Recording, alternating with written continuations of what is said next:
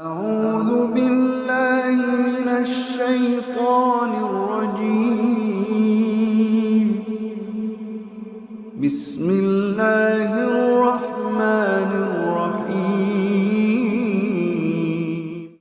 Assalamualaikum warahmatullahi wabarakatuh.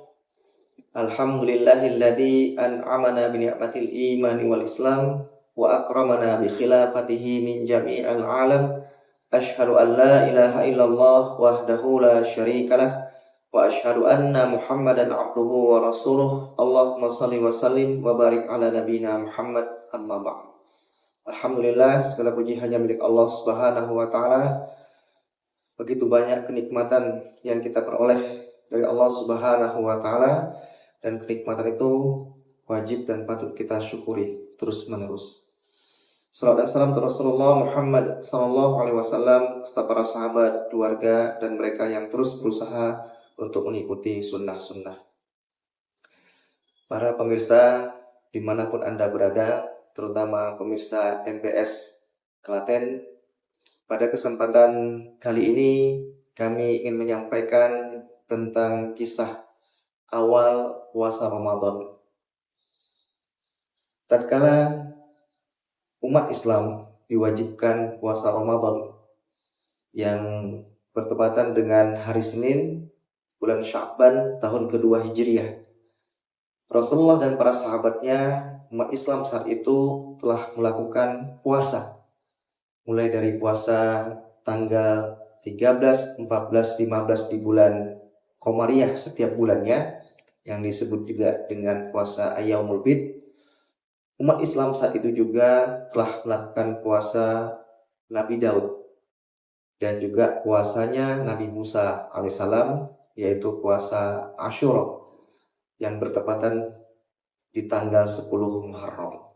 Itulah puasa-puasa yang dilakukan oleh umat Islam sebelum diwajibkan puasa Ramadan. Tatkala kemudian turun perintah puasa di bulan Ramadan, di surat Al-Baqarah ayat 183, A'udzubillahi minasyaitonirrajim, ya ayyuhalladzina amanu kutiba alaikumussyam kama kutiba alal ladzina min qablikum la'allakum tattaqun. Ini pun para sahabat umat Islam saat itu juga masih ada persamaan dengan cara berpuasanya Ahlul Kitab, yaitu tidak adanya sahur. Dan syaratnya bagi yang sudah berbuka kemudian tertidur, maka tidak lagi boleh makan, minum, dan hubungan suami istri, maka lanjut lagi puasa. Maka diceritakan dari kisah ini, ada sahabat yang bernama Qais bin Sirma radhiyallahu anhu. Dia sebagai seorang sahabat yang bekerja sebagaimana sahabat yang lainnya seharian pada umumnya masyarakat, bekerja pada waktu pagi sampai petang. Tatkala pulang di rumah, beliau bertanya kepada istrinya, ada menu untuk berbuka? Istrinya menjawab, tidak ada. Tetapi saya mengatakan, saya akan mencarikan untukmu, wahai suamiku. Sambil menunggu Qais bin Sirma ini tertidur. Padahal syaratnya kalau sudah tertidur maka tidak boleh makan dan minum. Pulang istrinya, kemudian mendapati suaminya tertidur. Sampai kemudian bangun Qais bin Sirma mau makan, tapi saya mengatakan sudah tertidur. Maka keesokannya Qais bin Sirma tetap berpuasa dan beraktivitas seperti biasa. Dan dia jatuh pingsan di siang harinya. Tatkala bertemu dengan Rasulullah menyampaikan, kelihatannya kamu capek sekali wahai Qais bin Sirma, sangat letih. Dan Qais bin Sirma menyampaikan tentang kisahnya. Begitu juga dengan kisah Umar bin Khattab radhiyallahu anhu. Tatkala beliau tertidur di malam harinya dan beliau menggauli istrinya, padahal itu pelanggaran pada saat awal-awal diterapkannya puasa, kewajiban berpuasa.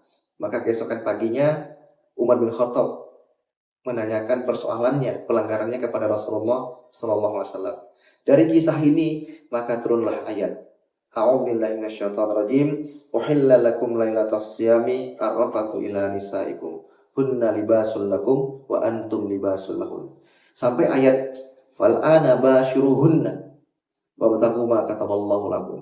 Sampai kemudian sudah dibolehkan untuk kemudian hubungan suami istri di waktu malam harinya. Wakulu washrabu hatta yatabayyana lakumul khaytul abyadu minal khaytil aswadi minal fajr.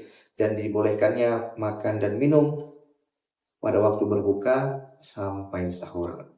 Maka dari kisah ini, maka syariat Islam kemudian ada syariat sahur. Sebagaimana Nabi Muhammad SAW menyampaikan, faslu ma baina siyamina wa siyami ahlul kitab akbatus sahari.